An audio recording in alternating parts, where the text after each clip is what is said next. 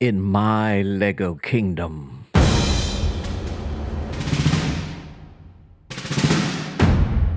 After the Emperor Nograd the Mighty secured the allegiance of General Scaliosus and the Dragon Knights, and took command of all the forces of evil, it began planning for a massive invasion of the Kingdom of the Good, the combined nations of the Lion's Knights, Black Falcons, and their allies, under the leadership of King Cuthbert I. Meanwhile, the king, out of fear for his safety, was placed under the protection of the Order of the Red Hearts, a reliable and elite Praetorian Guard sworn to protect the king with their lives. And King Cuthbert has sent the Wolfpack Rangers to gather intelligence on the Green Dragon Emperor's plans. But unbeknownst to the king, Nograd the Mighty has sent his own spies and has learned the king has become aware of the Emperor Dragon's plans for invasion and also for the king's protection by the Order of the Red Hearts. And so, the Dragon Emperor quietly changes his plans. Returning to his Dragon Temple fortress, he consults with the Temple Oracle, and together they hatch a plan to summon a shapeshifter who will transform itself into the very likeness of one of the Red Heart Guards, infiltrate the Order, and then wait for the ideal opportunity to kidnap King Cuthbert and bring him to the Dragon Emperor's lair. Will the Dragon Emperor Nograd the Mighty's plan succeed, and will his shapeshifter be able to kidnap King Cuthbert? The answer lies in the future. Tune in again next time and see for yourself. I'm Tom Bray since 1954. Welcome back to my channel. This week, I wanted to do something that I've been thinking about doing for a long time, and that's integrating Ninjago Lego sets with my Fantasy Castle sets. Now, if you're not familiar with Ninjago, it's kind of a ninja-based theme. It's been around for a long time. It's been very successful for Lego. There's just a mountain of sets out there. And some of them have art direction and design that I just think are superb. I mean, the colors, the designs, they just scream Fantasy Castle to me.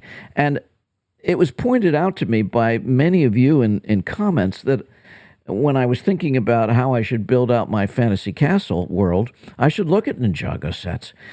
Because Lego doesn't have a castle theme, an actual castle theme that it regularly puts out sets on, like it used to back in the 70s, 80s, and 90s, we're kind of forced, if we want to add sets to our world, to consider other themes. And so this is the reason why I looked at Ninjago, because of all the themes that are out there, to me, Ninjago seems to fit most naturally into my Fantasy Castle world, at least my idea of what my world looks like and how it fits into my lore. So I've begun to accumulate certain sets, and this one is one of them. What I love about this Ninjago set is, first of all, the height of it. As you can see, it's like 4 tiers. It's very vertical in design. It also has just angles about it that are just really kind of mysterious and pleasing. The trees, kind of fall-like leaves of the trees are really aesthetically pleasing. And when I finally built the medieval dragon, the green dragon that is featured in this lore that I built a few weeks ago, I realized that the dragon needed a home of its own. And when I began to think about, at first I thought, well, I'll build the Dungeons & Dragons castle set, which I have and haven't built yet. And then I'll substitute the red dragon for this green dragon, and then that'll be the green dragon's lair. But, the more I thought about it, the more I thought, because of my limited space, right now I'm not going to build that Dungeons & Dragons castle set. And since I'm building the Lion's Knight's castle, and I have the 3-in-1 castle, I thought maybe the Ninjago set would just fit better into my world here. And so for now, because of my limited space, I'm going to use that as the dragon's lair, and I'm very happy I did. As you can see, this is kind of a dollhouse design where it's open in the back. There are lots of play features that revolve around the ninja aspect of this set, but I'm not so concerned about that because I really use those ninja figures as kind of keepers of the temple and not really as, ninja warriors in my fantasy world. So I'm not really using those play features, although they're nice to have there in case I do. But what I'm really jazzed about in using this set is not so much the ninja theme, but just the aesthetics. As you can see, the colors are spectacular. They really do scream kind of dragon to me. The reds kind of integrate well with the wings of this dragon. There are greens in the temple. Everything just seems to click with this design, and I'm really pleased with it. It was easy to build. It only took me a few days. And I have to tell you, the reason that I decided to build it now, before I finished my Lions Knights castle, is because I'm just finding the Lions Knights castle slow going.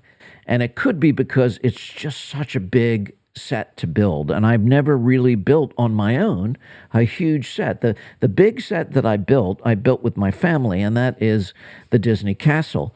And so I've never really built a set with that many pieces by myself, and I'm finding it really slow going. I'll talk about that more when I finish the set and do kind of a review on it. I know that I'm going to love this set when it's done. So I needed kind of a palate cleanser for a while.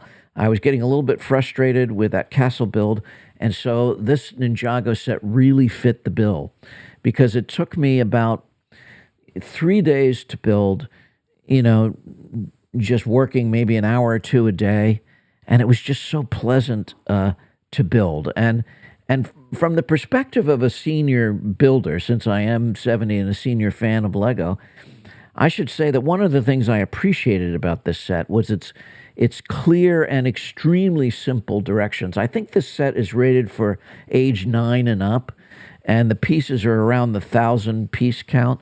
And maybe that's the sweet spot for me. Maybe I'm a 9-year-old still at heart, and that's the sets I should be building because I just found this so pleasant.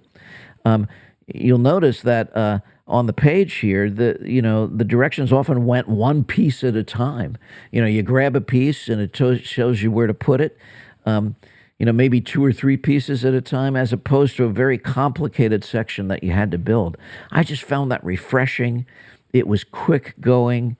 There were only a few times when I had to go back and redo some certain things, but that's just Lego, and it could also be my age. But part of Lego is translating paper elevations into a realized model. That's one of the things that's really good for us when we build Lego. But one of the things that it can be challenging.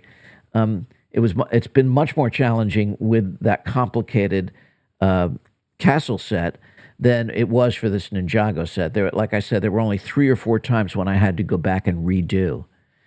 So that's my thinking on this. I'm very excited to integrate this into my lore. I think it fits really well.